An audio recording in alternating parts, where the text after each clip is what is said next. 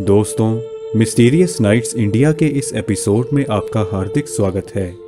काला जादू का नाम सुनते ही दिमाग में पश्चिम बंगाल का नाम घूमने लगता है, लेकिन भारत से ज़्यादा काला जादू का उपयोग अफ्रीका में होता है, जिसे वुडू के नाम से जाना जाता है। सामान्य लोगों के लिए यह विद्या आज भी एक रहस्य है। तो दोस्तों, आइए जानते हैं काले जादू से जुड़े हुए कुछ रहस्य। बहुत से लोग काला जादू को अंधविश्वास मानते हैं, लेकिन ये एक सच है जिसे कभी नकारा नहीं जा सकता। जानकारों का मानना है कि काला जादू और कुछ नहीं, बस एक बंच ऑफ एनर्जी है जिसे एक स्थान से दूसरे स्थान तक भेजा जा सकता है, या यूं कहें कि एक इंसान से दूसरे इंसान तक भेजा जा सकता है, और इसे law of conservation of energy से समझा जा सकता है, जिसके अनुसार ऊर्जा को ना तो पैदा किया जा सकता है और ना ही इसे खत्म किया जा सकता है। इसके स्वरूप को केवल दूसरे स्वरूप में बदला जा सकता है। अगर ऊर्जा का सकारात्मक उपयोग है तो नकारात्मक उपयोग भी है। आपको यह समझना होगा कि ऊर्जा सिर्फ ऊर्जा होती है, वह ना तो दिव्य होती है और ना ही शैतानी। आप इसे कुछ भी बना सकते हैं, देवता या शैतान। यह बिजली की तरह होती है, जो अगर आपके घर को रोशन करती है तो वह दिव्य होती है। गीता में कहा गया है कि अर्जुन ने भी श्री कृष्ण से यही सवाल पूछा था कि आपका कहना है कि हर चीज ऊर्जा से बनी है और हर चीज दिव्य है। अगर यही देवत्व दुर्योधन में भी है तो वह ऐसे काम क्यों कर रहा है? श्री कृष्ण ने जवाब दिया कि ईश्वर निर्गुण है, दिव्यता निर्गुण है, उसका अपना कोई गुण नहीं। इसका अर्थ है कि वह बस विशुद्ध ऊर्जा है जिसे आप कुछ भी बना सकते हैं। जो बाग आपको खाने आता है उसमें भी वही ऊर्जा है, और जो देवता आकर आपको बचाता है उसमें भी वही ऊर्जा है, बस वे अलग अलग तरीकों से काम कर रहे हैं। तांत्रिक विज्ञान के अनुसार काला जादू एक बहुत ही दुर्लभ प्रक्रिया है जिसे कुछ विशेष परिस्थितियों में अंजाम दिया जाता है। इसे करने के लिए ऊंचे स्तर की जरूरत होती है और कुछ लोग ही इसे करने में सक्षम रह पाते हैं। इस प्रक्रिया में एक गुड़िया जैसी दिखने वाली मूर्ति का उपयोग किया जाता है, जिसे कई तरह के खाने की चीज़ें जैसे कि बेसन के आटे से बनाया जाता है, और इसमें विशेष मंत्रों से जान डाली जाती है।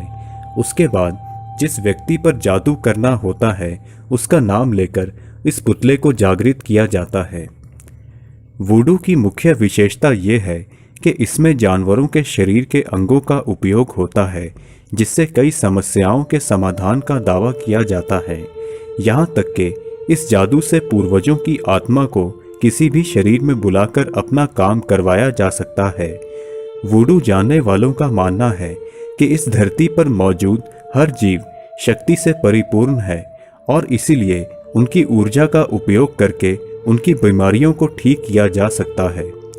वुडू में मुख्य तौर पर बंदर, मगरमच्छ, बकरी, ऊंट, छिपकली और तेंदुए जैसे जानवरों के अंगों का इस्तेमाल होता है। विशेषज्ञ मानते हैं कि पुतले के जरिए किसी भी इंसान को नुकसान पहुंचाना इस जादू का उद्देश्य नहीं है। यहाँ तक कि इस जादू के लिए काला जादू शब्द भी गलत है। दरअसल ये एक तंत्र विद्या है जो भगवान शिव ने अपने भक्तों को दी थी। पुराने समय में एक पुतला बनाकर उस पर प्रयोग केवल दूर बैठे रोगी की परेशानियों को दूर करने के लिए किया जाता था। उस पुतले पर रोगी का बाल बांधकर विशेष मंत्रों से उसके नाम के साथ उसे जागृत किया जाता था। उसके बाद रोगी के शरीर के जिस भी हिस्से में समस्या होती थी, पुतले के उसी अंग पर सुई गढ़ाकर विशेषज्ञ अपनी सकारात्मक ऊर्जा को वहां तक पहुंचाता था। ऐसा करने पर कुछ समय बाद तकलीफ खत्म हो जाती थी। यही कारण है कि इसे रेकी और एक्यूप्रेशर का मिश्रण भी कहा जाता है, जिसमें अपनी अत्यात्मिक ऊर्जा की सहायता से किसी को भी जीवन दिया जा सकता है। कुछ स्वार्थी लोगों ने इस प्राचीन विद्या को समाज के सामने गलत रूप में स्थापित किया, जिस कारण इसे काला जादू नाम दिया जाने लगा।